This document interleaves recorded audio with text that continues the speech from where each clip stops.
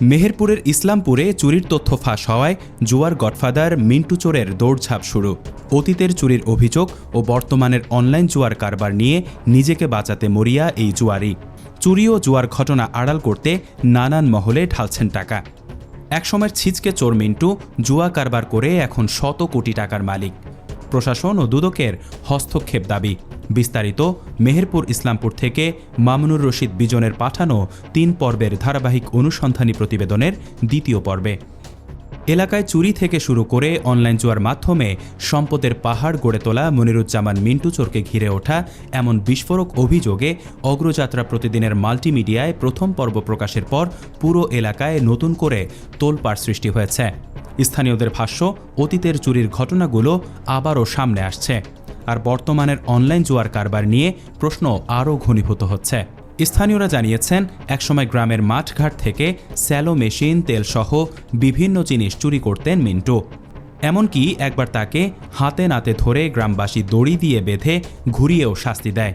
সেই অতীতের ঘটনাগুলো এখন আবারও নতুন করে আলোচনায় এসেছে।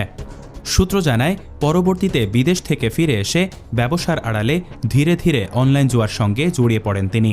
শুরুতে নিজে খেলার মাধ্যমে, পরে চ্যানেল নিয়ন্ত্রণ ও অন্যদের যুক্ত করার মাধ্যমে এই কারবার বিস্তৃত করেন বলে অভিযোগ রয়েছে। প্রথম পর্ব প্রকাশের পর থেকেই মিন্টু বিভিন্ন জায়গায় দৌড়ঝাঁপ শুরু করেছেন বলে স্থানীয়দের অভিযোগ। তারা জানান, নিজের বিরুদ্ধে ওঠা চুরি ও জুয়ার অভিযোগ থেকে বেরিয়ে আসতে তিনি বিভিন্ন মহলে যোগাযোগ করছেন এবং বিষয়টি ম্যানেজ করার চেষ্টা করছেন।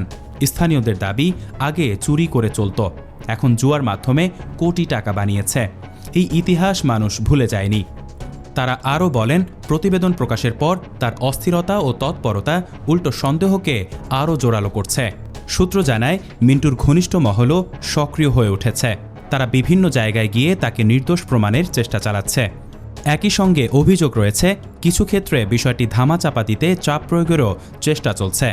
এলাকাবাসী মনে করছেন, চুরি থেকে শুরু করে অনলাইন জুয়ার মাধ্যমে হঠাৎ সম্পদ অর্জনের পুরো বিষয়টি গভীরভাবে তদন্ত করা জরুরি। তারা মিন্টুর ব্যাংক হিসাব, ডিজিটাল লেনদেন, সম্পত্তির কাগজপত্র এবং সংশ্লিষ্ট নথি খতিয়ে দেখতে সিআইডি, ডিবি ও দুদকের দ্রুত হস্তক্ষেপ কামনা করেছেন। সূত্র জানায়, প্রশাসনের সংশ্লিষ্ট মহল বিষয়টি পর্যবেক্ষণে রেখেছে। তবে দৃশ্যমান কোনো পদক্ষেপ না থাকায় সাধারণ মানুষের মধ্যে উদ্বেগ বাড়ছে। স্থানীয়দের ভাষ্য, চুরি থেকে জুয়া সবকিছুর একটা জবাব দরকার।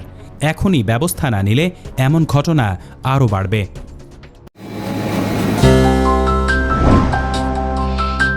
অগ্রযাত্রা প্রতিদিন, নির্ভীক প্রত্যয়ে উজ্জীবিত।